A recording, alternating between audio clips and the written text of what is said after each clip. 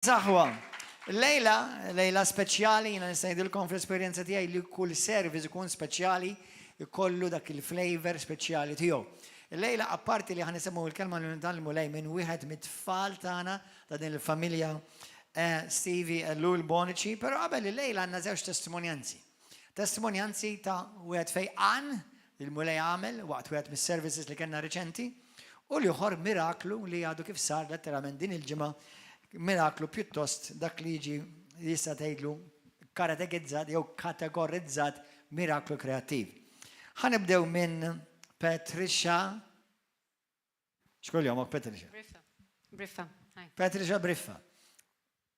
Tista' dinna x'kellek minn x'kienet din il-ħaġa li kellek qabel u x'għamel miegħek il-mejj x'ġara. Ejdinna daqsxejn. Inimbati b'saqajja blaksa il-ġewwa, ġifieri Blaksa? il-ġewwa kważi flat-footed, ġifieri the left leg. U kelli anke meta nilbes żarbun ma nistax nimxi sew 100%, ġifieri iż-żarbun jitgħawweġ ukoll. Għaliex saqajk mawġa. Wow. Xin kellna l-klass tal-Life of Prayer. Kelkom il-lezzjoni fil-kors ta' Life of Prayer, il-ħajja tat-talb. Eżatt. Fl-aħħar tal-lezzjoni għamilna prayer. Kontu titolbu ġifieri fl-aħħar? Yes. Wara l-lezzjoni ġifieri għamiltu xi talb flimkien? Għamilna talb, hija. Sewwa? U waqt it-talb ħassejt ħafna. X'ħassejt? ħafna nar. Nar tilha minn saqajk? Nar tilqa minn saqajja l-fuq. Wow. Ħassejt xi ħaġa li tiċċaqlaq ġa saqajk? Ija, ħassejt saqajja tilha l-fuq minn taħt fejn għandek l-arċ biex niftehmu. Fejn għandek. Ġifieri filli hekk u filli għamlet li hekk saqajja l-fuq. Ġifieri jekk kont flat-footed, ġifieri bħal flat-footed? Jisni m'għandix saħħa f'dik l-enkel batuta li hekk ħafna snin għal xejn għamel ġim, imur fejn imur għand fiżjo għal xejn. Ġifieri inti di switlek il-flus mala di. Żgur. Interessanti, għax tagħmel differenza, Għax issa mhux tal-li fejqek tal-li franka l-ekrux ma ta' flus ukoll. Vera, jekk il-mulej jmissek f'kull erja jmissek. Dik il-mara li kienet il-mulej fejja għammin xija ta' dem, il-Bibja tgħidlek kien għal 35 jew 34 sena nżejt eżatt kamen. Kienet nefqet flusa u ġida kollu u ma saret xejn aħjar anżjar. Mbagħad allura Ġesu meta fejja għal dik il-mara mhux biss fejjaqa fiżikament u ħajjita nbidlet għax issa tista' tissoċjalizza ma' nies, imma anke finanzjarment spiċċa titbierek. Allura inti Patricia ġifieri kellek dil skużi l-kelma ma nafx taqbad tgħid mankament. Mankament li spiċċaj drajtu. Drajtu u għax kellek tidraħ. U nsejtu x'inni snin. Isek snin. Ili snin bagħti biha. Wow. U allura mbagħad ġara x'inhi d-differenza? Allura minn biex niftehmu minn hekk ġitni il-fuq u il-koxxa. Daret lek? Daret lil barra. Daret? Daret. Ħassejt għaddur. Mamma mia. Jesus. Wow. U issa kif timxi tħossok differenti? Ija, għall-ewwel kienet daqsxejn żgħira stramba l-ħaġa x'qed nimxi differenti. Anke l-mod kif nimxi nħoss fuq in-naħa ta' barra inħoss isa pressure. Għax ma kontx tħossha qabel, għax kont timxi saqajk il-ġewwa. Kontra, mhux hekk? Il-lajs. U issa. Issa hija. Anke l-posture tiegħek naħseb inbidlet. Iva. Il-posture tiegħek inbidlet ukoll. Nimxi fuq barra. Qed timxi kif suppost. Mhux il-ġewwa, fuq barra, normali. Wow, thank you Jesus. Eżatt. U sa iż-żarbun iż-żraben tħosshom differenti? Le. Ma tħosshom differenti. Saqajja biss tħoss differenti. Saqajja tħossa differenti. Tħossok balance, dik il-kelma. Nħossni balanced. Issa mhux bħal qabel, eżatt. Qabel kif tħossok kien? Mawġa. Vera? Lestra. Wow, ma nafx hija. Praise God, hallelujah. U minn fejqek? Alla, Ġesu. Amen, hallelujah. Thank you Jesus. Grazzi Mulej. Natu gloria il Mulej. Għal dawk li jgħidu Alla m'għadux jagħmel mirakli, għadkom smajtu testimonjanza ħajja u Patricia għada kemm riċenti resaqt li l-Mulej, inti veru mhux ilek ħafna. Grazzi Mulej, thank you Jesus. Għandek testimonianza ħajja ta' Alla għadu ifejja u jagħmel mirakli sal-lum. Grazzi Ġesu. Amen. Jiena minn meta kont għaddejt tifel ħafna qed nimmaġina li daqshekk iż-żgħir kont ġiġa nagħmel l-isports. Jiena bniedem laħħajti sportiv għandi 66 sena u għadni nitrenja jiena. Daqxarilu waqt it-training kelli inġeri fl-spine. U mill-spine lu ġie imxi li għal-muskulatura ta' għax kelli inflammation. U għalaw. Ta' għek bida jaddi li bil-mot il-mot. Kellek inflammazzjoni f'darek? Inflammation fil-muskoli ta' dari. Inflammazzjoni fil-muskoli. U juġa, kien juġa? Iskur ħafna. Ħafna. Laqas deċċaqla. Tant li impedik is-serħila li jina tip ta' bniedem, li jina warrior. Għax inti Jekk weġġajtaw, mux ħanġib skuza li jini weġġa rritni t-trinja saqajja. Tisforza li għek nifsek.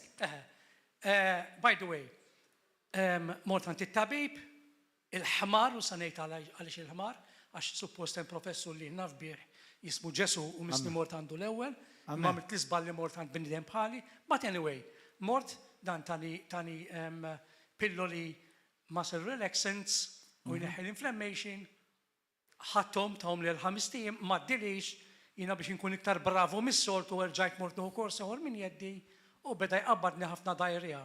Meta qabbadni diarrhea. Il-pillo li bdew jagħmlu lek is-side effects. Iva. Infatti ħafna mill-nies ma jirrealizzawx li ovvjament nirringrazzjaw l-medicina, però anke meta taqra fuq il-mediċina bottijiet jgħidulek li ħafna minnhom jagħmlu side effects. U jekk tieħu ħafna mediċina jagħmilek ħafna wkoll side effects fil-fwitt.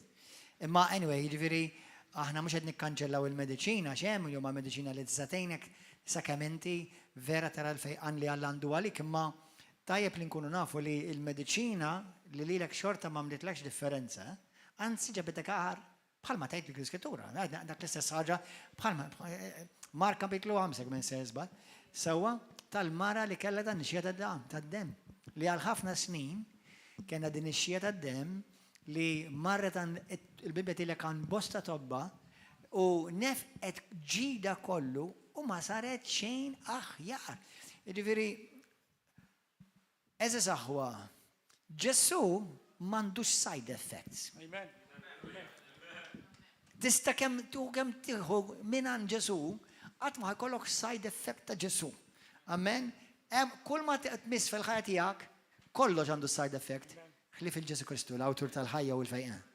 Iva, min jaf nis-soltu jiena nippreferi li nuħu affarijiet naturali u saħansitra qiegħed nagħmel esperimenti u nnexxew li ċertu esperimenti fis-sens li naf li jkun hemm ħafna injuries fl-sports u t-tobba jagħtu steroids u jiena qed insib li minn eżerċissi oħra tfejjaq lilek innifsek u minn ċertu ikelli tajjeb li tiekol fil-ħajja.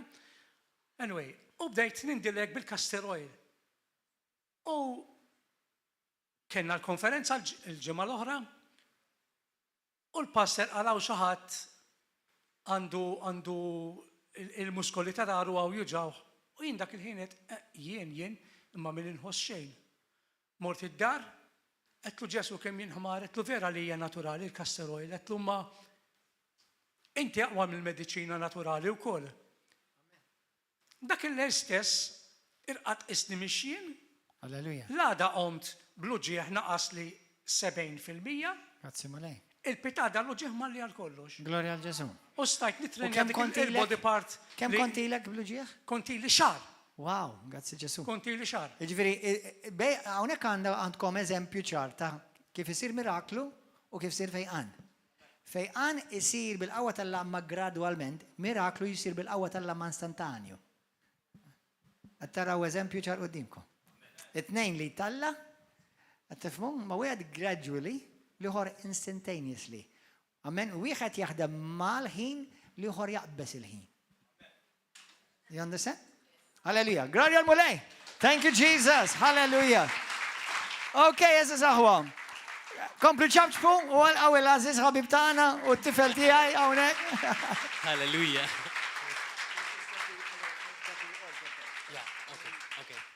Glory to God. Hallelujah. So, thank you, Pastor, for this opportunity to share the word. We're so grateful. Ħana bil-Malti. It's Sunday morning. Well, where's the sun? Grazzi al-Pastor li tanni dell-opportunità biex naqsam il-kelma ma'kom, nemmen li kelma mill-Mulej. U nirringrazzja l-Alla. Xtaqt li qabel ma nibdew namlu just 2-3 minutes nitolbu bl-ilsna. Kiet fuq qalbi. So just nippreparaw qalbna biex nirċievu l-kelma lil Mulej għandolina. Grazzi Ġesu. Grazzi Mulej. Xira baba bossu braka tal-arriba babossa. Rikiti bala rababababababa shibrakiti essia bradosso. Spirito Santo nisimaw lilek. Rike barababa dossu brakatala rababa. Rikiti la rimama mosso bratata shire dessia. Thank you, Jesus. Grazie, Spirito Santo. Da dak li tixtieq tagħmel. Grazie ta' dan is-service speċjali mulej qaddis. Grazie tal-li ħattitmana mulej qaddis. Il-kelma ħajja, il-ferħ, il-paċi, l-Spiritu tiegħek mulej qaddis. Grazzi. Barrikiti la rababobobosso. Barrikiti la rababababababa shibrototosso. Urri bababosso. You're precious, Lord. Hallelujah. You're precious, Jesus. Inti prezzjuż mulej. Ġesu, inti prezzjuż. Inti prezzjuż. Grazzi tal-li tipprepanna qalbna mulej Ġesu. Grazzi tal-li tfawwarna bil-ferħ tiegħek mulej. Fik ma jonqosna xejn mulej. Inti tqedna mulej qaddis. F'dawk il-pasturi mulej qaddis bih. Green pastures, living waters. Hallelujah. Ruba bossi ki la rababa shirikiti la rabalso. Bread of life. Hallelujah. O Rababosso, the God and Father of our Lord Jesus Christ. Blessed be your name. Grazzi mulej qaddis. Ikun imfaħħar ismek mulej. Napprezzawk mulej. Inti qiegħed f'dan il-post. Grazzi Spiritu Santu. Ejja Spiritu Santu u għamel dak li tixtieq tagħmel inti. Abba ġewwa fina dak in-nar kompli mulej qaddis. Halleluja. Kompli biex inkunu l-aktar mulej qaddis imħeġġa għalik. U min għandu bżonn in-nar tal-Ispirtu tiegħek missier qaddis, tfawru issa, tqabdu bin-nar, dak il-ġoħ jitqabbad bin-nar. F'isem Ġesu Kristu, grazzi mulej Ġesu. Kiri barababobossu bratatata shikarababasso. Ore bababasso. Just a few more seconds. Hallelujah. Kuyere mama massa. Thank you, Jesus. Holy Spirit, thank you. Thank you, Holy Spirit. Ore bababossu kila rabababasha. You're worthy, Lord. Thank you for your word. Grazie al kelma tiegħek mulej. Grazie Ġesu. Grazie Ġesu. Grazie mulej. Hallelujah. ċabċiba l-mulej. Hallelujah. Grazie Ġesu. Grazie mulej Ġesu. Grazie mulej. Kemmu tajjeb il-mulej. Hallelujah. Anka waqt il-worship. Thank you, Dominic. Kien hemm vera preżenza ħelwa, ma nafx hekk xi l-unika wieħed li nħossa. Min kellu għajneħ fuq Ġesu żgur ħassejtuha. Għandi ċajt għalikom. Vera tad-daħ. It's not Sunday morning, but għal min ma jifhimx bl-Ingliż, prova f'muha. One Sunday morning, a mother went in to wake her son and tell him it was time to get ready for church. To which he replied, "I'm not going." "Why not?" she asked. "I'll give you 2 good reasons, Mom," he said. "1, they don't like me, and 2, I don't like them." His mother replied, "I'll give you 2 good reasons why you should go to church, son. 1, you're 54 years old, and 2, you're the pastor."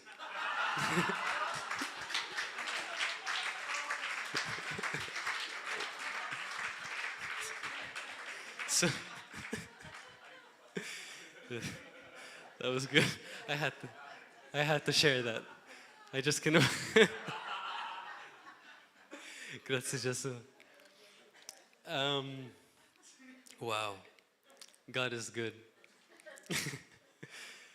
Bdejt nitlob jumej wara li l-pastor għalli biex nxandar il-messaġġ u nemmen il-mulej ħajkellimna vertani kelma li mhijiex ġdida għalikom imma nafu li meta l-Ispirtu Santu jinżel fuq kelma jtik revelazzjoni.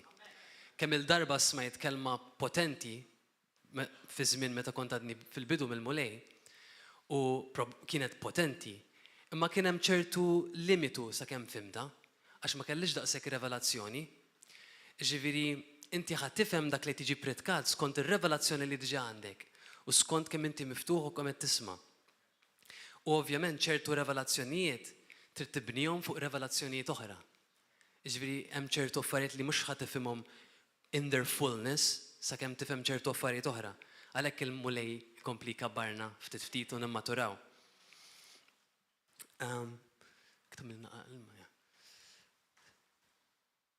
Grazzi Ġesu, kemm konna mbirkin dan l-allim li kien hawnhekk, kemm kontum kemm minn irċieva, mela kien hawn ħafna minnkom li kontu tajjeb, vera konna mbirkin b'talim vera rik, samt ma ħafna minnkom aħwa kemm ma konna mbirkin li nisimgħu dan it-talim sod, talim li saħħaħna fil-fidi tagħna u fid-dottrina, kemm importanti li konna dottrina soda, amen, u li ngħixu ħilsa fl-aħħar mill-aħħar.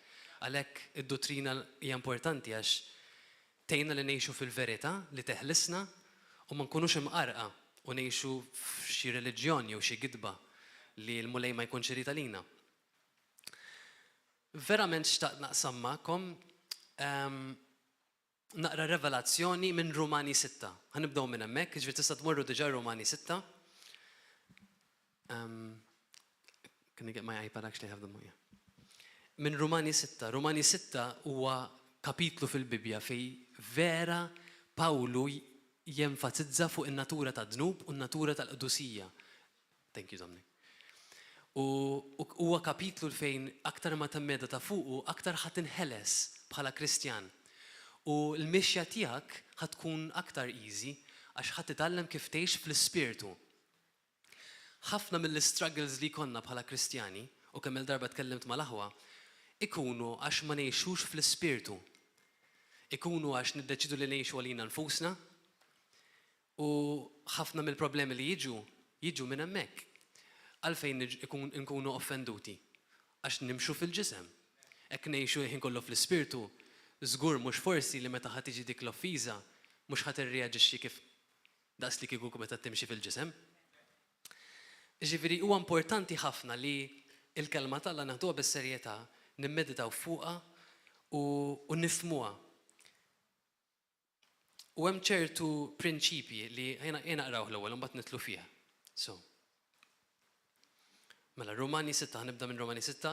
Min għadu ma qrax Rumani, aqraw Rumani, ħenġiġkom taqraw kollu u verament ifmuh, aqraw ftit, aqraw translations oħra wkoll jekk għandkom bżonn jekk ma tifhmux biċċa, morru translation oħra, komparawhom u kullu għall-kelma hekk. Mela, Rumani 6.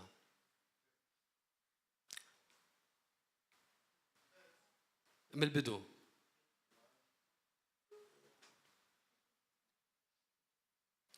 Mela. Thank you, brother. Mela. X'ingħidu mela? Pawlu qed jitkellem ovvjament. X'ingħidu mela niqbgħu fid-dnub biex doktor il-grazzja, ftakru li qabel Rumani 6 Pawlu beda jitkellem fuq il-liġi u fuq il-grazzja. M'għandix ċans nidħol f'Rumani kollu għax nagħmlu kors sħiħ, għalhekk ħanibda minn Rumani 6. X'ingħidu mela niqbgħu fid-dnub biex doktor il-grazzja? Ma jkun qatt aħna li mitna għad-dnub kif nistgħu ngħixu fih. Ma tafux li aħna wkoll li tammidna fi Kristu Ġesu, tammidna fil-mewt tiegħu. Intfinna miegħu fil-mewt permezz tal-mamudija sabiex kif Kristu kien imqajjem mill-imwiet permezz tal-qawwa glorjuża tal-Missier. Hekk aħna ngħixu ħajja ġdida. Jekk aħna sirna ħaġa waħda miegħu, oqgħodu attenti għal kull kelma. Jekk aħna sirna ħaġa waħda miegħu f'mewt tixbaħ lil tiegħu, hekk ninaqdu miegħu fil-qawmien tiegħu mill-mewt. Dan nafu li l-bniedem il-qadim tagħna issallab miegħu biex jinqered dan il-ġisem ta' dnub. Mela ħan nifqu hemmhekk. Kien hemm żmien fejn meta kont naqra Rumani ma kontx nifhmu eżatt, ma kellix revelazzjoni mhux perfetta biżejjed tagħha, allura kont ngħix defeated. Kont ngħix bil-Malti mhux rebbieħ, ma kontx ngħix ħajja rebbieħa fi Kristu. Issa meta tnajdu ħajja rebbieħa fi Kristu x'jiġifieri? Qed ngħidu li inti tgħix il-fuq miċ-ċirkostanzi, tgħix il-fuq mill-offiża, tgħix il-fuq mix-xitan, tgħix il-fuq minn kull inkwa ħaġa li l-ħajja ġġib lejk. Negattiva ovvjament. Ġifieri jista' jkun li xi ħadd offendik, li jista' jkun li ġralek xi ħaġa, forsi ħbad bil-karozza jew xi ħaġa ta' sfortunatament, forsi jmut xi ħadd mill-familja. U li tgħix ħajja vittorjuża fi Kristu, ħajja rebbieħa hija li inti dawk l-affarijiet qatt ma jisirqulek il-ferħ, qatt ma jisirqulek il-paċi, u inti dejjem teqpa' sod, teqpa' firm u steadfast bl-Ingliż fil-paċi, fil-ferħ u fil-fidi. U kien hemm żmien fejn ma kontx ngħixek, ma kull taħbita jew forsi ma kull storm, kull tempesta, kont naqa' ftit, fimt? Forsi kont naqa' l-affarijiet li kont nagħmel qabel fl-antik, id-dnub li tkun imdorri bih, jew forsi ikollok naqa' depression, jew ikollok naqra ma jħossokx sod, naqra toqol. Imma min jemmen li m'għandniex għalfejn ngħixu hekk. Amen? Dawk l-affarijiet aħwa, dek qatt tal-fejn terġa' tħabbat magħhom. Il-mulej li tista' tgħix fil-mulej, litteralment, li qatt ma terġa' tħossok depressed, qatt ma terġa' timrat, qatt ma terġa' tiġi offendut, litteralment hemm post fi Kristu Ġesu dejjem li inti tista' tgħix ħieles. Issa qed naqra Rumani 16 hawnhekk Pawlu bażikament qed jgħidilna li aħna xi darba konna karnali, konna taħt id-dnub, taħt il-qawwa tad-dnub. Din natura tad-dnub li Pawlu jitkellem fuqha. U li mingħajr Ġesu, mingħajr is-sagrifiċċju li għamel Ġesu għalina, kieku aħna għadna taħt dik il-kundanna tad-dnub. Imma permezz ta' Kristu sidna, bil-fidi meta amminna fi Kristu Ġesu, aħna rċevejna l-Ispirtu tiegħu. Meta rċevejna l-Ispirtu tiegħu, diet intikom naqa' backdrop ħalli għax importanti li nifhmuha sew. Meta rċevejna l-Ispirtu Santu, nafu li aħna ġejna mwilda mill-ġdid. Litteralment intom sirtu aħna kollha sirna kreazzjoni ġdida li qatt ma eżistiet. Meta sirna kreazzjoni ġdida, dik in-natura tad-dnub ma baqgħetx taħkimna. Issa għandna natura ġdida, natura qaddisa li hija natura l-istess natura ta' Alla. Ġifieri aħna litteralment sirna parti ħaġa waħda kif qalilna Pawlu ma' Kristu meta ġejna msalba midfuna ma' Kristu. Xi tfisser di u għalfejn hija importanti? Hija importanti għalfejn il-mument li inti titwilet mill-ġdid bil-fidi u vera ssir din il-transformazzjoni fik u hemm evidenzi kif tkun taf li saru fik fl-ewwel ġwanni, mbagħad ħanitluna aktar fiha kif tkun taf li vera saret din it-tibdila ġewwa ħajtek. X'inhuma s-sinjali li vera jikkonfermaw li inti issa imwieled mill-ġdid. Imma din hija importanti għax issa il-moment li rċivejna din natura ġdida, natura l-antika ma dix taħkimna. Imma issa hawnhekk il-ħaġa importanti li ħafna forsi ma jifhmuhiex. Inti ġejt imwieled mill-ġdid, mela inti ġejt ħaġa waħda ma' Kristu, imma moħħok fis-suket tiegħek għadek tirraġuna kif kont tirraġuna qabel. Ħafna minna milna ħajjitna sħaħ fid-dinja, niġu malma mid-dinja. Il-mod ta' kif jaħseb id-dinja. U fil-kelma tgħidilna li min jaħseb kif taħseb id-dinja huwa kontra dak li jagħmel Alla, huwa kontra kif jaħseb Alla, huwa litteralment l-oppost. Issa immaġina aħna minna ħajjitna sħiħa niġu brainwash ġo din il-tip ta' mentalità, ġo tip ta' erf tad-dinja karnali. Imma issa permezz tal-Ispirtu Santu mela mġejna mill-dim il-ġdid, wow. Imma issa mela ħanaqbes pass. Ġejna mwilda mill-ġdid, ġifieri quddiem Alla aħna litteralment bla teba qaddisa qudiemu għalhekk id-dem ta' Kristu huwa tant kbir li litteralment bil-fidi bis-sagrifiċċju ta' Ġesu aħna litteralment ġejna qaddisa quddiem Alla kieku ma kienx hekk kien joqtonna bil-preżenza tiegħu. Ġifieri issa nista' nidru quddiem Alla, nista' niġu b'dik il-konfidenza kif beda jellimna Charles tiftakru, nitlu f'dak il-post ta' talb, dak il-post ta' fidi bil-konfidenza kollha għax Ġesu mitalina biex aħna jkollna dak l-aċċess. Imma għax inti għandek dak l-aċċess ma jfissirx li issa fil-karattru tiegħek ġejt perfett. Hemm proċess ta' maturità. Ġifieri ġismek qed ilaħħaq. Is-suka tiegħek fil-ġisem qed titgħallem u tleħħaq ma' dak li sirt. Mela sirt kreazzjoni ġdida, imma issa f'moħħok qed titgħallem xi ġifieri. Dik il-kreazzjoni ġdida qed timmanifesta minn ġo fik. Imma b'moħħok karnali tagħmel deċiżjonijiet karnali għax għadek baby. Ġifieri ħafna jaħsbu issa li għax għamlu deċiżjoni karnali għax forsi jiddeċidu li jagħmlu xi ħaġa stupida, forsi tilfu s-salvazzjoni tagħhom. Imma ma jkunx il-każ. Ġesu huwa missier, huwa dejjem qed jimmatura, dejjem qed jipperfezzjonana, dejjem qed jifformana bħal missier karattru, letteralment il-karattru. U nibda nitalmu li dik in-natura letteralment nibdew nimxu fiha.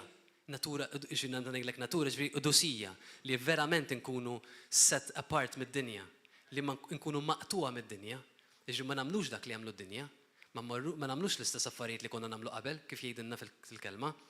Għax kif nistgħu li aħna issa sirna ħaġa waħda ma' Kristu, inkomplu nagħmlu l-affarijiet ta' dnub. Jiġri in-natura l-ġdida qed timmanifesta fina frott ġdid, frott ta' ħajja, frott ta' maħfra, frott ta' ġentilezza li tkun ħelu fej qabel kont tkun frustrat issa ma dekx. Ta' fuqhom dawn l-affarijiet imma xi kultant tajjeb li nerġa' niftakruhom. Jekk qabel kont tiffornika l-Ispirtu Santu u rik li dak huwa dnub u ma tiqbax. Jiġifieri letteralment dak huwa l-iskop tal-Ispirtu Santu jgħixu fina li aħna nsiru nixbħu lil Kristu Ġesu, insiru letteralment bħalu. Dik hija dak huwa l-Vanġelu li Ġesu tant ħabna li jrid li jpoġġi l-Ispirtu tiegħu fina biex aħna nkunu bħalu. Letteralment bħalu, eżatt. Meta ngħid eżatt ġi mhux aħna sirna l-Alla tal-Univers qabel kollox, imma bħalu eżatt. Kompletament reconciled ma' Alla, m'hemm l-ebda diviżjoni u nista' nagħmlu dak kollu li jagħmel hu waqt li kien fuq din id-dinja u anke aktar. X'inhi d-differenza bejn id-dinja u dak li huma ta' Kristu? Mela, ħanajt dan biex nagħmlu verament line, mhux bejn il-left u right hawnhekk, ma nagħmlu line bejn x'inhu tad-dinja u x'inhu tad-dawl. Mela, fid-dinja jħossok imtaqqal, m'għandekx paċi, m'għandekx ferħ, fis-salt għandek il-ferħ. Il-ferħ ta' Kristu li dejjem ikonna il-ferħ tagħna mimli. Fid-dinja għandek sens ta' sigurtà falsa, tpoġġi sens ta' sigurtà tiegħek forsi fil-ġob, fil-flus, tafda fil-idoli, meta fil-verità meta jaqgħu dawk l-affarijiet, għalhekk kollox. Fi Kristu dejjem għandek il-Ġesu bħala il-ġebla tiegħek u qatt ma ħajfallik. Fid-dinja hemm il-biża'. Meta f'Ġwanni jgħidilna li l-imħabba perfetta tkeċċi l-biża' u min għadu jgħix fil-biża' għadu ma ġiex ipperfezzjonat fl-imħabba għax m'hemm l-ebda biża' fl-imħabba. Ġifieri l-opposta dik fi Kristu għandna l-fidi. Nemnu l-mulej, nafdaw tant f'Ġesu li nista' jkollna kollox minn għandu għax għandna l-istess qalb u dak li nitolbu nirċivuh. Fid-dinja taħseb karnali, taħseb għal dak li trid inti x'jixraq lilek, qatt mhux dejjem x'jixraq il ħadd ieħor. Meta fi Kristu tgħix fl-Ispirtu, għandek l-Ispirtu Santu li jkellmek biex jiggwidak għal dak li rrieda tal-Missier biex inti twettaq il-pjan tiegħu fuq din l-art. Fid-dinja huwa senswali, demonic, ġifieri jiġi mis-saltna ta' dlam ħafna mill-ħsibiet li konna. Minn fi Kristu aħna niġu mmexxija mill-Ispirtu Santu u l-ħsibiet tagħna ma jaqbgħux karnali imma jiġu jixbħu l-istess ħsibijiet ta' Alla. Fid-dinja wicked, ħażen, hemm il-ħażen. Affarijiet li huwa dnub, letteralment il-ħażen. Meta fi Kristu hemm il-qudusija. Ħajja ta' dnub kontra ħajja ta' qdusija, righteousness. Fid-dinja hemm il-kuburija, fi Kristu hemm l-umiltà. Fid-dinja kollox jien. Fi Kristu kollox mulej. Fid-dinja hemm il-mewt, fi Kristu hemm il-ħajja. Fid-dinja konna slaves, letteralment konna skjavi ta' dnub. Kemm kera, letteralment skjavi, meta aħna maħluqin biex nkunu iben u ħielsa. Eżatt. Ġifieri qed nagħmel din id-distinction bejn id-dinja u l-Kristjan biex verament nifhmu kif ħatkun ħatidher ħajja li huwa xi ħadd mimli bl-Ispirtu Santu. Jekk inti dejjem tinstab frustrat, jew tinsab il-ħin kollu mtaqqal, m'għandekx paċi, taħseb karnali, tgħix fil-biża'. għandek il-gburija, forsi tistaqsi lilek innifsek. Inta xebleb? Yeah, fuq din-naħa? Ix-xeqleb. Ix-xaqleb. Issa djalett differenti. Ix-xaqleb fuq lejdin in-naħa jew in-naħa l-oħra. Tistaqsi dik innifsek. Iħin kollu jħossok imkisser minn ġewwa, dejjem ma tiflaħx, rejected, kondannat, dejjem għandek guilty, kif tajna bil-Malti? Jħossok ħati, dejjem tħossok ħati, l-kuxjenza tiegħek dejjem tikkundannak. Shame jħossok li għajjin fl-ispirtu. Ġifieri tistaqsi lek innifsek, jekk inti wieħed minn dan u m'għandekx taf jekk ħossok ħażin, jekk għaddej minn daw għax kulħadd f'ċertu żmien jew ieħor, definitely qabel ma sirtu Kristjani għaddejtu minnu, ngħaddu minn dawn l-affarijiet. Imma Ġesu jrid li aħna ngħixu ħielsa. Letteralment iridna li ngħixu perfetti fis-sens li m'għandniex għalfejn qatt ngħaddu minn dawn l-affarijiet. U jekk ngħaddu minn xi battalji, nista' ngħaddu minnhom rebbieħin. Mela, ħankompli naqra f'Rumani. Mela wasanna sabiex ma nkunux aktar l-sira ta' dnub. Min imut jeħles mid-dnub.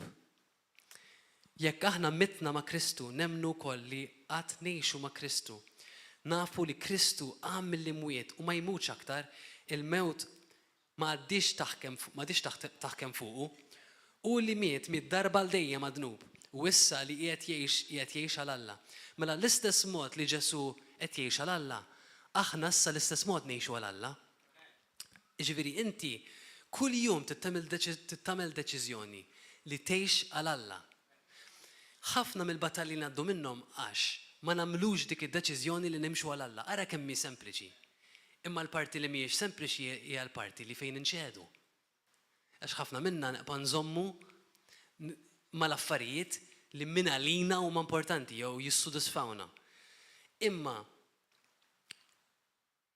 ma nistgħux nistennew li ħajkonna ħajja vittorjuża jekk ma nċedux għall-Ispirtu t'Alla. Jekk ma ċċedix għall-Ispirtu t'Alla, m'intix ħatgħix ħajja ta' nar. U m'hemmx ħajja oħra li tista' tgħix bħala Kristjan ħlief ħajja ta' nar. Ħajja bierda toqlok. L-ewwel nett m'intix ħatkun sod biżżejjed biex teleb dak li baklek ix-xitan. Jekk m'intix bin-nar. U ħatibda tokkomoda id-dnub, dik il-verità, ħatibda tokkomoda ċertu affarijiet li kieku kellek in-nar m'intix ħatakkomodhom, żgur, mhux forsi. U din nara mill-ħajja ngħid għalija, kien hemm żmien fejn konna komoda, issa m'għandux għalfejn ikun xi dnub li tgħid forsi ċertu Kristjani jkunu jaraw ċertu affarijiet dak mhux dnub. Imma tibda tokkomoda ċertu affarijiet għax ma jkollokx dak in-nar. Imma mbagħad meta tibda jkollok in-nar ta' Kristu, tibda tgħid no. Jiminix ħanħalli daw l-affarijiet jisirquli dak in-nar. Għax dak li jiġri, inħallu daw l-idoli, jew affarijiet li nistidnu ġew ħajja tagħna u jibda jisirqulna dak in-nar. Dak in-nar li mingħajru maħniex ħanfiqu l-morda, maħniex ħanqajmu n-nies mill-imwiet, mhux ħajkonna altars of revival hawnhekk biex inqabdu l-Malta bin-nar mingħajru. Ġifieri importanti li l-ewwel nifhmu li l-bniedem karnali miet darba l-dejjem. Il-bniedem l-antik li kien qabel m'għadux ħaj il-moment li tajt ħajtek il-Kristu, dak miet. Issa għandek natura ġdida, inti m'għandekx kundanna quddiem Alla, ovvjament qed ngħidu jekk verament kif bdejt il-passer ħfirt. Jekk l-Ispirtu Santu qed jorik xi ħaġa ġewwa qalbek u inti għadek m'għandimx u għadek ma ħfirtx il xi ħadd, tistennix li ħatirċievi il-maħfra. Issa qed tippunta subajk lejn xi ħadd u tikkundannah u tistenna l-istess ħaġa li mulej jaħfer lilek. Meta inti fil-verità l-mulej tgħidlu jiena ma rridx niġi maħfur. Nippreferi nżomm id-dnub ta' dak milli niġi maħfur jien ara kemm crazy. Meta l-mulej les li jaħfirlek kollox, mentri inti taħfer l ħadd ieħor. Ġifieri il-grazzja t'Alla ħad tiġi għall-umli. Minnu vera jrid jinbidel u jagħmel din id-deċiżjoni ħassib il-grazzja tgħinek. Imma jekk ħadd irreżisti lill-Ispiritu Santu, m'intix ħassib il-grazzja. Ġifieri hija verament deċiżjoni sempliċi. Narfu li Ġesu għamel kollox għalina biex nitlu u nimxu ġu din il-ħajja potenti fi Kristu. Imma issa jirrikjedi li natuh kollox. Letteralment inċedu kollox f'riġlej Ġesu. Kif ħanamlu għadi? Hija sempliċi, letteralment mur għand Ġesu u tgħidlu mulej, ħanċedi kollox. Imbagħad ħafna minna nerġa' morru niġbru dawk l-idoli jew nkomplu nagħmlu li għamilna. Ġifieri għalhekk ma nesperjenzawx dak in-nar. Ġifieri qed ngħidilkom fuq Romani 6 għax importanti li nifhmu li aħna ħilsa minn dik in-natura ta' dnub u ma tkom qatt terġgħu tgħixu ġurnata oħra taħt il-ħakma ta' dnub. Hija dejjem deċiżjoni issa, qabel ma kienx deċiżjoni, qabel verament kont maħkum minnha.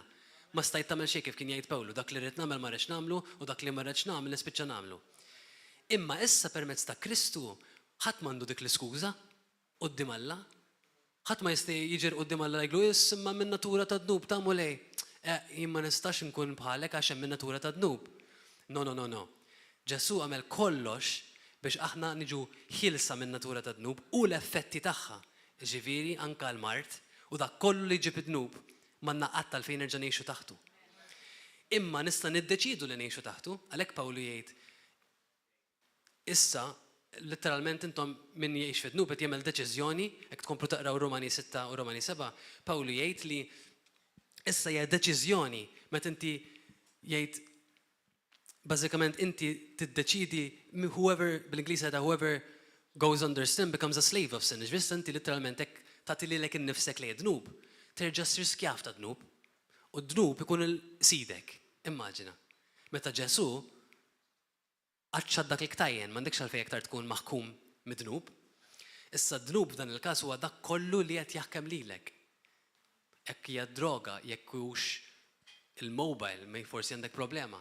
Kull ħaġa l-Ispiritu Santu ħajorik li qed taħkemlek ħajtek u ma tistax tgħix mingħajrha, prattikament tista' tgħid li dik saret idolu f'ħajtek u jekk ma tistax tgħix mingħajrha trid verament tistaqsi bejnek u bejn il-mulej jekk għandekx titlaqa' dik il-ħaġa. Dak inħalli f'idek bejnek u bejn il-mulej, x'inhuma dak l-affarijiet li l-Ispiritu Santu qed jorikom. Once li nifhmu li Ġesu għamel kollox biex aħna nista' ngħixu ħajja vittorjuża fl-ispirtu fil-verità u li għandna kollox li għandna bżonn meta ngħixu fl-ispirtu. Issa Mari għamilna nagħmlu course Life of Prayer huwa hija lifestyle li inti tgħix fl-ispirtu li dejjem titlob li tiddeċidi tqattal ħin mal-mulej fil-għodu eżempju minflok tmur jien naf. Ħanati eżempju naqa' forsi tgħidu li tmur tiġri, forsi taraħ vera healthy, għandi bżonn immur niġri, imma jekk qed tagħmilha minflok tqattal ħin mal-mulej, ngħidlek nippreferi nkun oħxon milli nitlef dak il-ħin mal-mulej. No offense. Jew sib ħin ieħor biex tmur tiġri, jew sib ħin ieħor għall-mulej, imma l-puntu nagħmlu ħafna skużi. U mbagħad nistennu li jkollna ħajja potenti. Ġifieri dejjem hemm deċiżjonijiet li nagħmlu f'ħajjitna li ħajjirriflettu kemm verament inħobbu lil Ġesu u kemm verament eżatt ħanna nibdew inħeġġu dik il-fidi fina, nitolbu, immu l-Ġesu naqraw il-kelma. Għalfejn da kollu? Il-skop li aħna din fuq il-pjaneta letteralment hija biex aħna nkunu bħalu. Mhux biex niġġeneraw il-flus, għax anke l-flus li niġġeneraw biex assaltna tiegħu. Ġifieri letteralment m'hemmx skop ieħor għalfejn qegħdin aħwa. L-unika skop għalfejn qegħdin biex nġibu glorja lill-ismu, biex inkunu nafu lilu u nagħmluh u n-nies isiru jafuh permezz ta' ħajtek. Ġifieri jekk hemm xi ħaġa oħra li qed nagħmlu f'ħajjitna li mhijiex tirrifletti dak l-iskop, irridu nsaqsu lil nafusna, forsi tneħħlu l-ħin. Forsi għandna bżonn inbidlu ċertu affarijiet għax l-iskop li letteralment neżistu huwa l-glorja tiegħu biex inkunu bħalu. Issa meta ngħidilkom nkunu bħalu ma jfissirx li Ġesu ma kellux tfal meta kien f'dan il-misteru mhux qed ngħidlek tkun bħalu ma jkollokx tfal. Mhux bħalu f'dak il-mod li letteralment tkun eżatti kif għamelu, imma fin-natura tiegħu. Jiġifieri kif irreġixxa Ġesu tirreġixxi inti. So f'Ġon jgħidlek, as he is, so are we in this world. Literalment kif ekku, ek aħna f'din id-dinja. U min jgħid li jammar fih, għandu kiet fl-ewwel Ġwanni, għandu wkoll u jimxi kif mexa hu. Iġbrek maħniex nimxu kif mexa hu. 1+1 maħniex qed ngħixu fi Kristu. Ġifieri hija possibbli li ngħixu fi Kristu? Yes. Hija diffiċli? No. Imma rridu nobdu l-mulej. U l-ewwel pass huwa li iċċedi ħajtek. Ma tistax tgħix ħajja vittorjuża jekk ħajtek għadek qed iżomma. Il-mulej mhux ħajjiġi u jqabbad dik il-ħajja bin-nar jekk aħna għadna tinżommu ħajjitna. Nżommuha hekk. Meta ngħidu nżommuha, ġifieri, qed iżomm lura mill-mulej tieħ kollox. Issa l-mulej huwa tant grazzjuż li ħajjoħodna pass pass nimmaturaw il-karattru tagħna biex iġibna f'dak il-post. Minn vera huwa għandu qalbu għal Ġesu, għandu l-ġuħ, he will be fed, ħajjikol. Imma rridu nkunu nafu l-verità u ma rridux niġġustifikaw id-dnub jew niġġustifikaw fejn din f'ħajjitna. Rridu nagħmlu deċiżjoni ngħidu, okej, mulej, jiena ma wasalx hawnhekk u nixtieq nasal Ġesu. ħanċedi kollox mulej. Orini fejn għandi bżonn inċedi ħajti. Mulej, għallimni orini fejn għadni ma ċedejċ. Għallimni orini mulej għaddis biex ngħix din il-ħajja bin-nar mulej. Qatt takkomodaw id-dnub jew tiġġustifikaw. Dejjem għajdu l-mulej b'umiltà saqsuh u bl-onestà biex jorikom f'ħajjitkom mhux biex biex siru sin conscious taħsbu fid-dnub kif għadnek kemm orejtilkom f'Rumani 6 li aħna literalment ġejna maħlusa mid-dnub. Qatt m'għandkom għalfejn terġa' taħsbu fid-dnub. Imma li qed ngħidu li issa hekk aħna holy and blameless bl-Ingliż quddiem Alla ġifieri għaddisinu bl-aħtija, mela hija ngħixu għaddisinu bl-aħtija. Mhux hekk? Ġifieri dak li huwa ġewwa ħajja manifesta barra. Mhux ngħid li jiena għaddis u bl-aħtija u mbagħad immur niffornek u nagħmel daw tip ta' affarijiet. Ġifieri hekk verament inti minn ġewwa għandek revelazzjoni li inti literalment qaddis u bl-aħtija quddiem Alla ħatgħixek. U jekk m'intix qed tgħixek, kompli ddikjara dik il-kelma tagħha dik hija l-verità u ħatibda tara l-manifestazzjoni tagħha aktar ma tqatta' ħin ma' Ġesu. Ġifieri prattikament Rumani 6 u Rumani 7 jkompli jitkellem fuq kif ġejna meħlusa mill-qawwa tad-dnub u kif ngħixu fl-ispirtu. Issa forsi hemm min jgħid li għamilthom dal-affarijiet jiena u ċedejt ħajti l-mulej, imma forsi xorta għadni ngħaddi minn struggles, xorta għadni ngħaddi minn battalji. Hemmhekk fejn tidħol kellna tagħlim amazing ta' Charles tidħol il-fidi u fejn tidħol l-awtorità tiegħek u fejn tidħol ir-revelazzjoni ta' min inti bħala eben. Ġifieri m'għandix għalfejn tkun komplikata, meta tkun f'dak il-ħin mal-mulej, għatta ħin taqra l-kelma, għatta ħin miegħu u ikollok fidi li l-mulej ħajjagħmel xi ħaġa biha dik, bħalma bedejt ċażu kol sabiħa, fidi ta' mustarda. M'għandekx għalfejn ikollok fidi kbira jekk taqbad skrittura u timmedita fuqha u titlob b'dik l-iskrittura. Eżempju, I have been crucified with Christ. Jiena ġejt imsallab ma' Kristu. Mhux jien aktar li ngħix imma Kristu li jgħix fija. U tidħol fil-kalmar tat-talb u titloba, tibda titlob. Grazzi mulej tal-li jiena ġejt meħlus mill-qawwa tad-dnub. Grazzi mulej qaddis tal-li jiena ġejt msallab miegħek fuq is-salib u li jiena m'għadniex taħt il-qawwa tad-dnub mulej. Grazzi tal-paċi tiegħek. Issa forsi waqt li qed tagħmel hekk m'intix toħossok b'saħħtek u m'intix toħossok forsi għaddej minn depression. U jista' jkun li tkun qed tgħaddi minn dawn il-ħsibijiet, imma ma tkunx il-verità, iftakar li l-għadu jista' jġiblek ħafna tip ta' ħsibijiet u battalji lejk, imma x'inti qed tgħaddi minn tip ta' ħsibijiet negattivi ma jfissirx li dak inti. Ma tfissirx li dik li hija l-identità tiegħek. Jiġifieri inti hemmhekk hemm fejn titaqbad ix-xabla u tkun taf il-verità, tidħol fil-kamra tat-talb u tgħid le, jien minix depressed, jew jien minix maffelx, minix kull ħaġa li inti taf ħanamlu hekk. Il-mulej jgħid li n-naġġ tiegħi jisimgħu leħni, vera? U jgħidlek li leħen ta' xi ħadd stranger? barrani, dik il-kelma, barrani, maħnix ħa nimxu waraja, ma jgħidlekx li m'intix ħa tisimgħu, imma mhux ħa nimxu warah.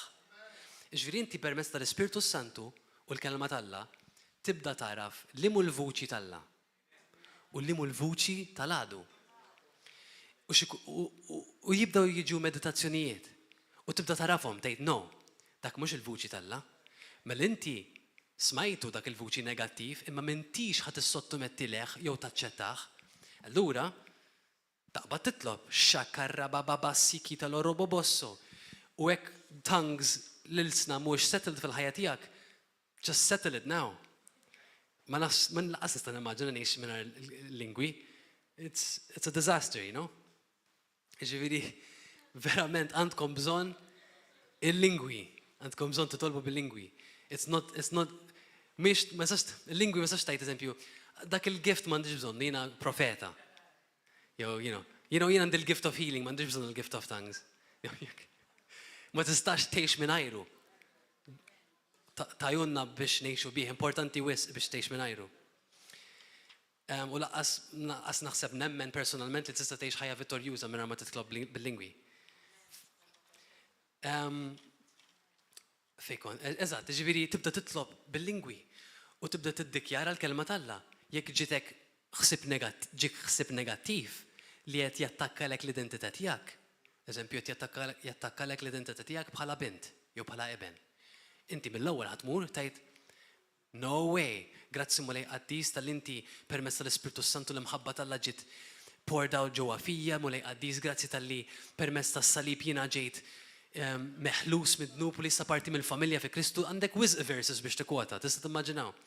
Fuq il-wirt tagħna bħala insara, kif aħna sirna heirs ma' Kristu, kif aħna sirna letteralment tfal tiegħu, kif ħaġa waħda miegħu, tibdew tiddikjaraw dal-affarijiet. U ftit dak il-vuċi ma jibqax hemm. U minflok issa depressed, tibda tħoss il-ferħ ġej, tibda tħoss l-ispirtu tissaħħaħ. Issa l-kontra, xaħat li ma ġiex mallem sew, jibda jisma dak il-vuċi, inti m'intix tajjeb biżejjed, mela ma tafx għamilt il-ġimgħa l-oħra. Dik ma tħobbokx, ma jħobbukx. Tibda tisma' affarijiet li attakawlek l-identità tiegħek jew s-sigurtà tiegħek, mhux ġej il-flus, hija, issa tara kemm ħajti jomlok. Il-vuċi karnali. Ħatibdew tisimgħu dal-affarijiet. Inti awtomatikament jekk ma tafx il-kelma talla jew ma tafx kif titlob, ħatgħid ħataħseb li dak inti u jista' jkun li dawn il-ħsibijiet tiegħek imma m'għandekx għalfejn taċċetthom.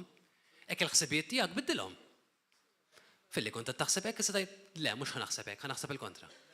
Issa għandek ħsieb differenti. That wasn't so hard. Right? Ġifieri tibda titgħallem kif iridna nimmeditaw il-mulej. Qatt żgur Ġesu ma beda jaħseb hekk, dejjem kellu l-fidi, tista' timmarġinaw il-Ġesu jaħseb hekk? Le, allura għalfejn aħna għandna naħsbu hekk, meta aħna għandna nkunu bħal Ġesu, le? Mela l-ħsibijiet tagħna huma importanti ħafna. Fuq xi qed nimmeditaw. Jekk qed taqbad lilek innifsek timmedita fuq kemm weġġek xi ħadd, iqaf, qajt no, mulej ħanħobbu dal-persuna. Tibda titlob għalih dak il-ħin. Taqbad dak il-ħsieb ma nafx fejn qiegħda. You put every thought subject to Christ. 2 Corinthians chapter 10. Amen. Ġri, letteralment, kull ħsieb inti iġġibu suġġett għal Kristu. Xi kultant tagħmel 10 darbit kull jum, dija qahwa. L-istess ħsieb. No, in Jesus' name I rebuke you. 1 minute later. In the name of Jesus I rebuke you. Xakarra baba. Jerġa' jiġi. Kompli, taqafx. Mhux imbagħad tgħid, okay. Fight the good fight of faith. Stand fast in your confession, in everything. Ġifieri f'kull ħaġa aqbad il-kelma talla, ix-xabla. U kisser kull ħsieb li jiġi kontra dak li hu miktub u dak li hu verità.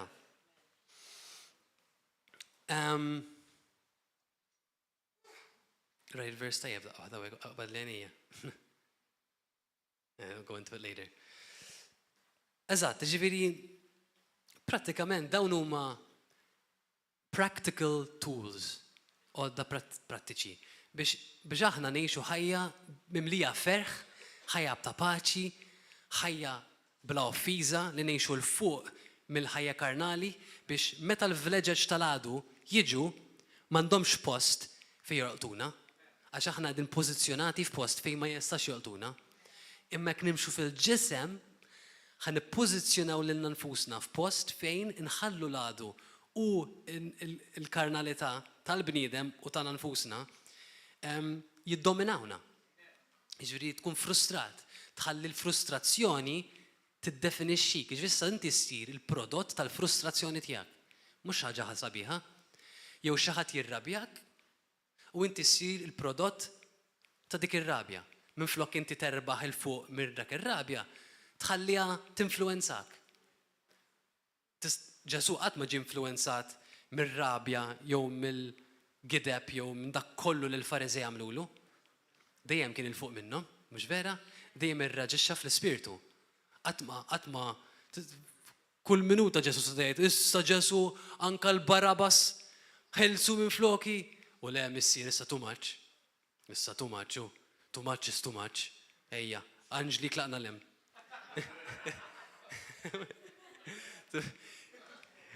U probabbli kien jgħidu għandu raġun Ġesu, ħafna minna.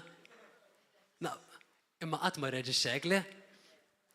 Ġifieri hemm mod ta' kif Kristjan jista' jirreaġixxi u m'għandu qatt għalfejn jiġi tturmentat mid-dinja jew affettwat mill-offiżi jew mill-kliem ta' ħadd ieħor, qatt m'għandna għalfejn nieħdu għalina. Hekk verament nafu minn aħna fi Kristu u taf x'valur għandek u kemm iħobbok Ġesu, qatt ma terġa' tieħu għalik. Għax jekk persuna ħajgħidlek xi ħaġa, inti ħatara dik il-weġa. Ħatħares leħ minn punt vista tal-imħabba ħatgħid, wow, mulej, biex qalli hekk min jaf minn xi qed jgħaddi minn ġo moħħu. Dak kif jaħseb Ġesu, wow, biex għamel hekk min jaf kemm weġġaw missieri u min jaf kemm għadda hekk. Il-kontra fil-kanali tgħid x'għatik xi ħaġa, int min taħseb li inti mhux hekk tgħid mill-ewwel tmur on the defense. Imma x'għandna x'nipproteġu? Fl-aħħar mill-aħħar, ovvjament żgur li jekk qed jgħidlek xi ħaġa għax huwa mweġġa'. Jekk weġġak persuna sinjal li għadu ma wasalx u għandu bżonn l-istess grazzja li għandek bżonn inti. Ejja morru l-ewwel Ġwanni.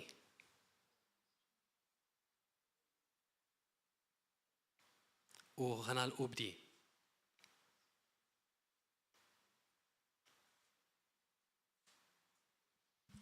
Just a few more minutes, aktar minuti u nagħlqu. Ħanibda naqra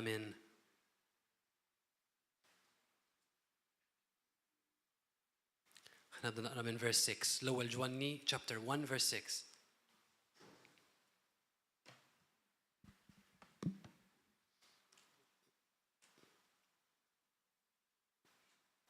Mela. Jekk ngħidu li aħna mseħbin miegħu imma nimxu fid-dlam, inkunu qegħdin nikdbu u ma nagħmlux il-verità. Iżda jekk nimxu fid-dawl, nimxu fid-dawl meta nimxu fl-ispirtu.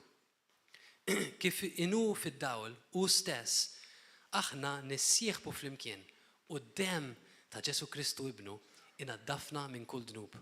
Wow, kemm xi ħaġa sabiħa li konna xirka ma' Ġesu u nkunu ħaġa waħda miegħu u meta nimxu fid-dawl, nimxu fl-ispirtu, nimxu fil-glorja tiegħu. Ġesu jinaddafna minn kull dnub, letteralment. Jekk ngħidu li m'għandniex dnub, nkunu qegħdin inqarqu bina nfusna u l-verità ma tkunx fina. Jekk nistqarru dnubietna u fidilu ġust, hekk li jaħfrilna dnubietna u jinaddafna minn kull ħażen. Jekk ngħidu li ma dnibniex, inkunu qegħdin ingidbuh u l-kelmtu ma tkunx fina. Imma mbagħad wara jgħid u li dan qed niktubulkom biex ma tidinbux. Imma jekk xi ħadd jidneb aħna għandna difensur quddiem il-Missier, il-Kristu Ġesu l-ġust. U iħallas għal dnubietna, mhux għal tagħna biss iżda wkoll għal dawk tad-dinja kollha. U b'dan nafu li narfu l-Ġesu, jekk inżommu l-kmandamenti tiegħu. Il-kmandamenti ta' Ġesu x'inhuma? Li nħobbu lil xulxin. Min jgħid jiena nafu u ma jżommx il-kmandamenti tiegħu u giddieb u l-verità mhijiex fih. Iżda kull min iżomm il-kelma tiegħu fih hemm tassew l-imħabba t'Alla fil-milja tagħha b'dan narfu li aħna fih. Min jgħid li qiegħed jagħmar fih jeħtieġ li hu jgħix kif għex hu stess. Ġifieri fl-ewwel Ġwanni jagħmilha vera ċara x'inhuma l-evidenzi jew l-evidenza li aħna verament imwilda mill-ġdid u qed nimxu fl-imħabba. L-ewwel Ġwanni huwa letteralment messaġġ biex nimxu fl-imħabba, biex inħobbu lil xulxin. Jgħidlek kif nistgħu li aħna ġejna mwilda minn Alla, kif nistgħu li aħna għandna l-imħabba t'Alla fina, nobodu lil ħuna. Jew kif tista' tgħid li inti kif tista' tgħid li tħobb il-ħuk, tobod il-ħuk li tara u mbagħad tgħid li tħobb il-Alla li ma tarax. Ġifieri letteralment huwa ittra biex verament iħeġġeġ il-Kristjan biex jaraf hekk hux vera qed jgħix fl-ispirtu, hekk hux vera qed jgħix fl-imħabba tal-mulej. Inħobbu lil xulxin, nissagrifikaw il-ħin tagħna għal xulxin. U ħafna drabi ħafna huwa forsi jippuntaw il-subajhom lej xi ħadd jgħidu ittarawek m'hemmx imħabbara. Imma probabbli meta tippunta subajk lejn xi ħadd tippunta ħlek innifsek ukoll. Ħafna faċli jaraw l-nuqqas tal-imħabba ta' ħadd ieħor, imma ma jarawx in-nuqqas tal-imħabba tagħhom stess. Jiġifieri din hija għal kulħadd u nassigurakom li żgur mhux forsi nqasna mill-imħabba. Jiġifieri qatt ma tista' tippunta subajk lejn xi ħadd u tgħid ara dak il-persuna ma ħabnix jew naqas mill-imħabba lejja.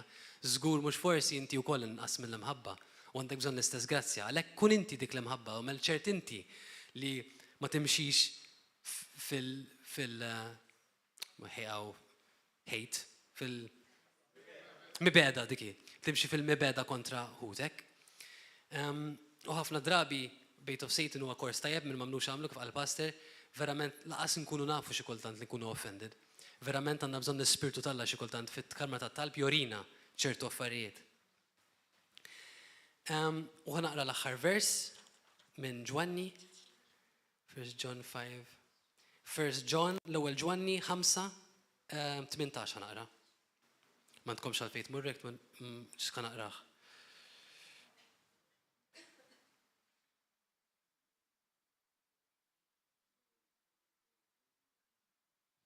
L-ewwel Ġwanni 5:18 mela.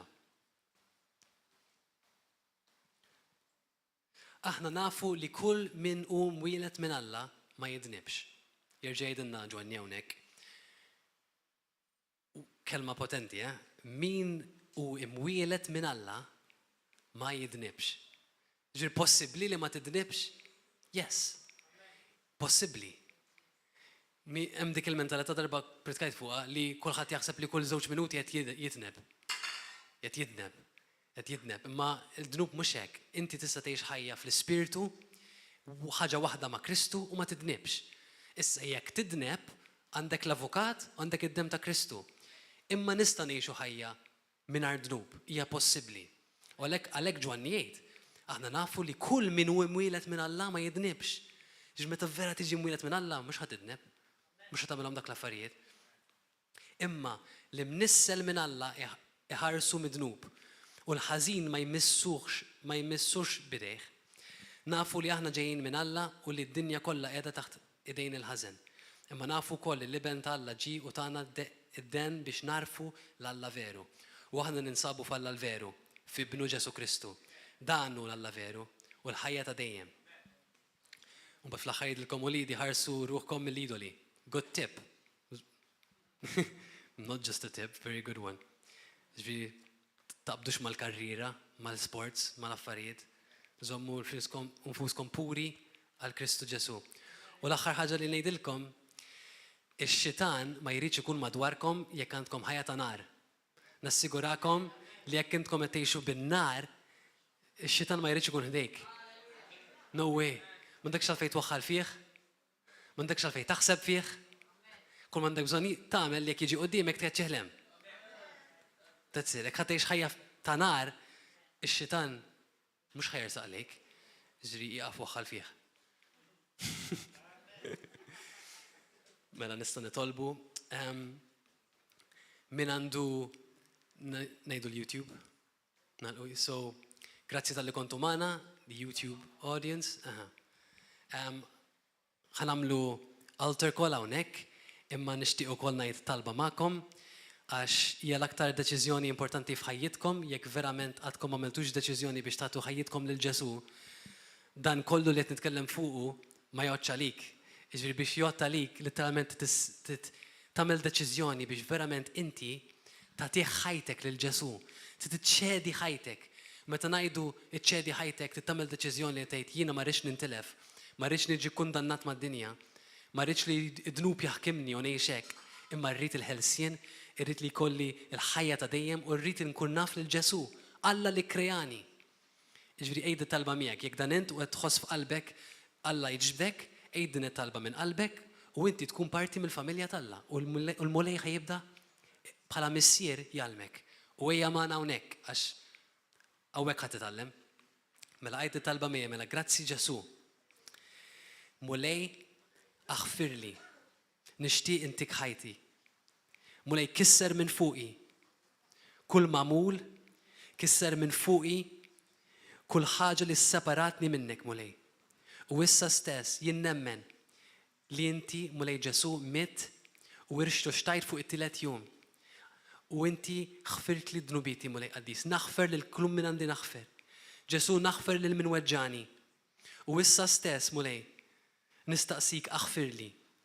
Jien irrid nagħmlek is-sit u s-salvatur tiegħi. Inċedi ħajti issa stess mulej. Ħu ħajti mulej. Irrid inkun miegħek għal dejjem. Ġesu biddilli ħajti. F'isem Ġesu Kristu. Amen. Amen. Grazie Ġesu. Karre baba tassika la xira baba bassa. So, grazzi